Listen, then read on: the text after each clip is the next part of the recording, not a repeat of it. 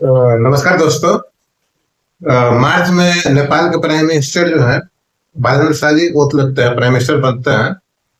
और जो आंदोलन जिसको जनजी आंदोलन बोला जाता है, बहुत तेज आंदोलन होता है। ठीक है।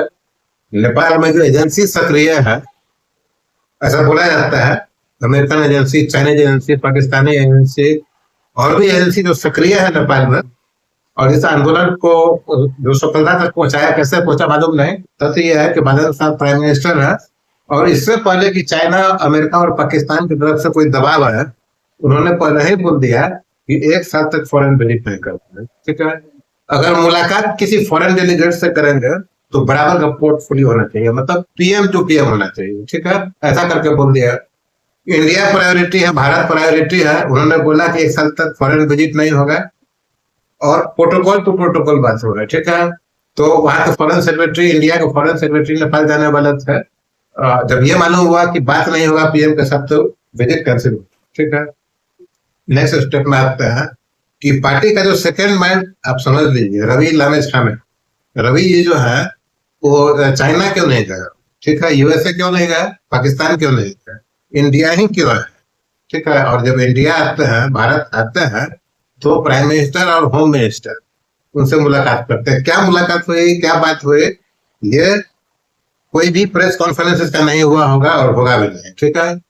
तो अब क्या है, देखिए, बालेंद्र शाह के बारे में आकलन लगाया जा रहा है, लेकिन प्राइम मिनिस्टर बनने के साथ या बनने से पहले जब वोटिंग हो गया, जब मान गए कि वो आ रहे हैं, तो उन्होंने डिसाइड कर लिया होगा कि किसी के भी प्रेशर में नहीं आना है। खास करके जो चाइना और अमेरिका है, अगर उसके प्रेशर में आ गए तो बहुत मुश्किल हो गया। तो प्रोटोकॉल फिक्स कर दिया और विजिट भी एक साल के लिए वो कैंसिल कर दिया। ठीक है।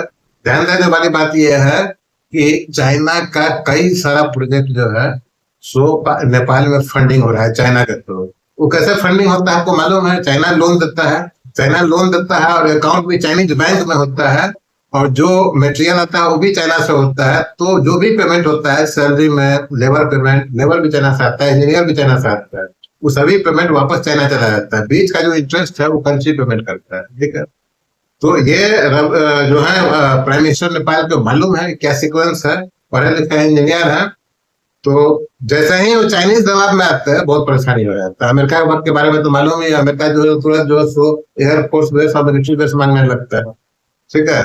तो अब आगे जब गवर्नमेंट फॉर्म हुआ तो इंडिया की तरफ से इनविटेशन गया रवि लामेछामे को, और रवि जी जो है इंडिया के विजिट पर आया, भारत के विजिट पर आया। ध्यान रखने वाली बात है कि वो चाइना, अमेरिका और पाकिस्तान नहीं गए। ठीक है। Second man is here in India and doing whatever is the best for Nepal. That is very important. ठीक है।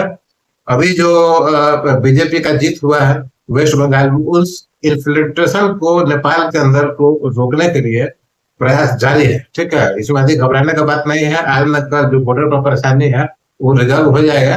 तो जो पढ़े लिखे लोग हैं उनका बात अलग होता है। ठीक है। ऑर्थोडॉक्स होने से नहीं होगा, समय के साथ चेंज होना पड़ता। तो उम्मीद है कि समझ गए होंगे।